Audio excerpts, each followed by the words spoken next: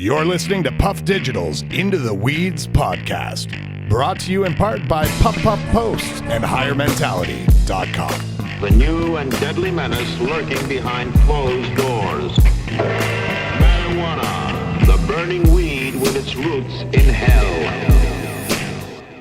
Where do you think that the industry is going? Like, where do you think its strengths are going to be, and where do you think, where do you think it's going? Like, where do you think, like, not just in media, but where do you think it's going? If you can, and it's not like, Oh no! It's like, well, how deep do you want to get into this? as deep as you like. Where do you think it's going? It's not good for a while. It's Right. not going to be good. Not going to be good for media. Not going to be good for brands. I mean, when you have, someone said 35,000 CBD companies. I mean, anyone can create a company these days. Anyone can create an agency. Anyone can create a media brand. They can all. Anyone can create a vape company. I mean, shit. Totally. We're seeing that now. We're seeing the ramifications of that, but it's just so easy, and so there's going to be some ramifications. You're getting all these guys coming in from mainstream brands, like they're CPG companies or Toyotas, and jumping in, saying, "Okay, my midlife crisis," and they're making these investments, and there's still money coming in. Create a brand, have crazy, ridiculous expectations. Because all that, everyone had They were capacities, millions and millions of dollars. Exactly. We're going to have 20% market share, 60% market share. Yeah. I mean, it's all a pipe dream. And everyone's realizing that. And it's like a domino effect. And you're seeing it. The curtains come down. Oh, yeah. Big time. Hard.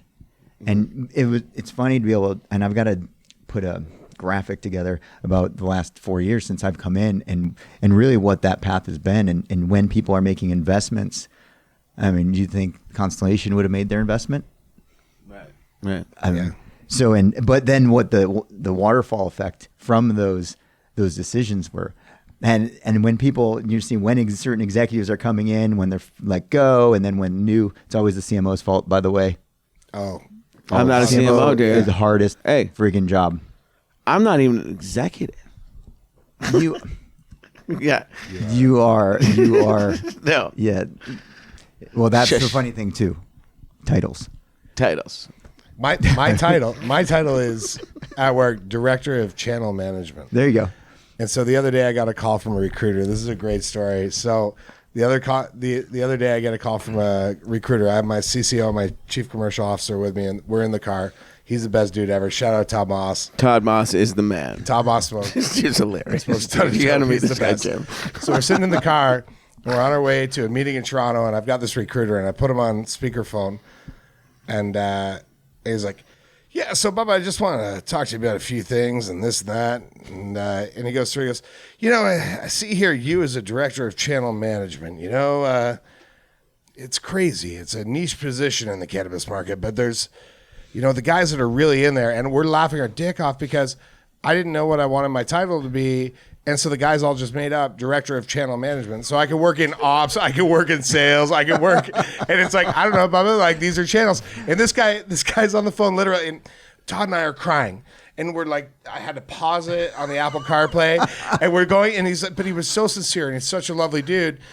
And then, so I started going into, he's like, "Yeah, so what about this?" I said, "You know, as most of us directors of channel management in the industry right now feel," and like, so I start bleeding it, right? So I'm milking it. Yeah, Todd and I are crying. The funniest part of this is that I actually have on videotape. So we're Bubs was like nice enough to bring the Thrive account to the Puff Digital guys, and so I get to work on it. And we had to reshoot these ones, but in the original corporate videos, I was interviewing the team. And I asked Bubs, "What does the director of channel management do?" And all we have on loop is like me and Bubs having a fucking laughing fit because he has no idea how to answer the question, and he's like he's a tomato. He's like laughing so hard that all his fucking. Like his bosses and the people report. I didn't know that you did that. Your dick. Yeah, well, you've seen like 3 of you just laughing, but that's what it is. It's me asking you what your position is, and then you just when I finally laugh. got stone-faced enough, and I was like, "Yes, Ben." He goes, Yeah. And Ben asked me a question. He goes, "What's his director of channel management do?" I just leaned over and I go, "That's a great question." Do you know Ben." yet? Yeah. Oh, that's what you said. You Yeah. said that's That's what you a said. great question, Ben. Yeah, it was that, and then we just started laughing. Anyway, Yeah. Anyways, it's like titles are the best. holy titles. fuck. Yeah. What does it say right here? So our friend Barisco just fucking passed us.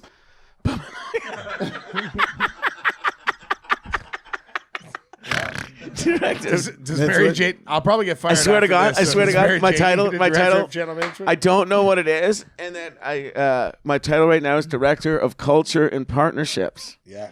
So I don't like I'm pretty sure that means I get to say like, hey man, you're being a bummer.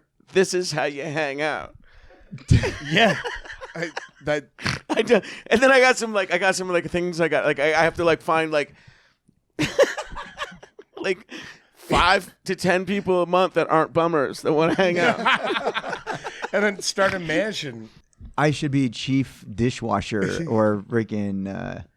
Not, but you know what I mean. But who gives a fuck? Right, exactly. You do everything. Yeah, But like in this industry, I find, I mean, you have to be stern, but you can never have too many friends, right? Like you sit there and you've given everybody the time of day, and that's why you end up where you are. And like that's the spirit of weed, right? Absolutely. And so, is that your actual approach? Like, do you just like, hey man, I'm gonna listen because you're listening intently right now for some reason. Absolutely. No, and that's coming in.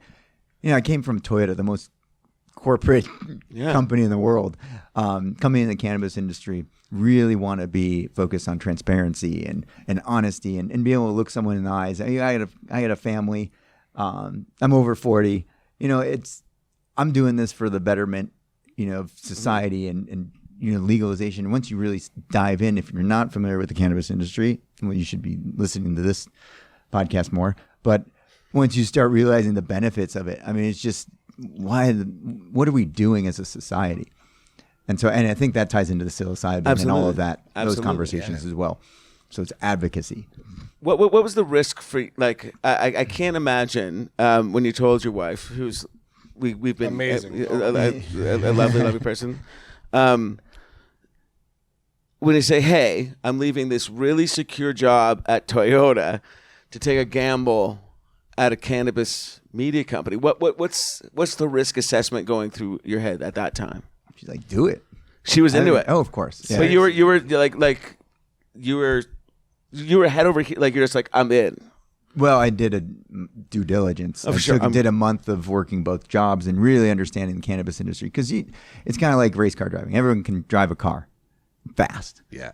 But not everyone knows, you know, about race car driving, you know, and how to actually do it. And so it's similar with the cannabis industry. Everyone can smoke pot, but you don't know the industry until you start doing your due diligence and your research and why did things happen? Why did it become illegal? You know, what is that history? And that's once you understand that, and for me, it became a personal mission. Yeah. And so if you can live by that why, and you understand why you're doing something, I mean, it's much more powerful. It makes getting through this grind every day in and day out, it makes it worth it because we're seeing, I mean, shit, there's 35,000 people here just for cannabis. 100%. I mean, it's unbelievable. It's giving us something, why we're able to do this and have this conversation.